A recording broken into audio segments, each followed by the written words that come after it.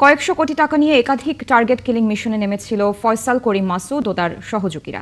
হাদিকে গুলি করে হত্যা চেষ্টার পর গোয়েন্দাদের তদন্তে বিষয়টি সামনে এসেছে।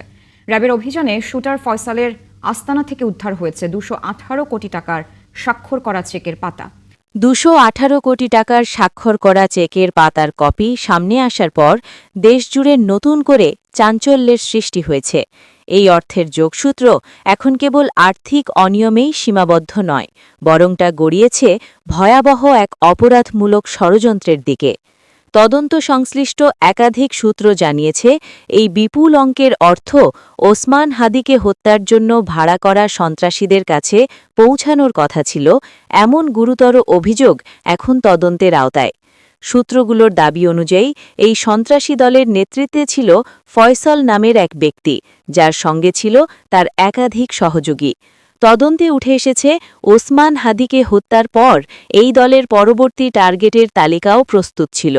তদন্ত সূত্রের দাবি, ওসমান হাদিকে হত্যার পর সন্ত্রাসী ফয়সাল ও তার সহযোগীদের পরবর্তী টার্গেট ছিল এনসিপি নেতা হাসনাত আবদুল্লাহ, সার্জিস আলম এবং তাদের সঙ্গে যুক্ত আরও কয়েকজন রাজনৈতিক নেতা ও কর্মী।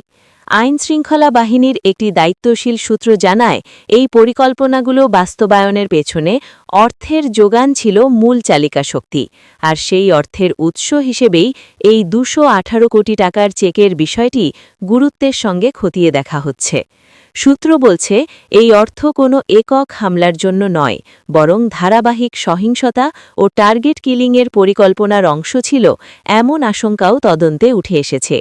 তবে এখনও পর্যন্ত এই অর্থ পুরোপুরি হস্তান্তর হয়েছিল কিনা, নাকি পরিকল্পনার মধ্যেই বিষয়টি ধরা পড়ে, তা নিশ্চিত করে বলা যাচ্ছে না।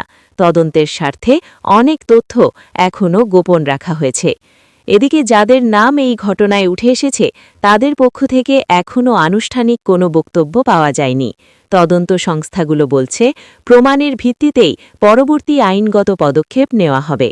বিশেষজ্ঞদের মতে, যদি এসব অভিযোগ প্রমাণিত হয়, তাহলে এটি শুধু একটি হত্যাকাণ্ড নয়, বরং সন্ত্রাসে অর্থায়ন ও রাজনৈতিক সহিংসতার একটি বৃহৎ নেটওয়ার্কের চিত্র উন্মোচিত করবে। তবে তদন্ত শেষ না হওয়া পর্যন্ত কাউকেই চূড়ান্তভাবে দোষী বলা যাচ্ছে না।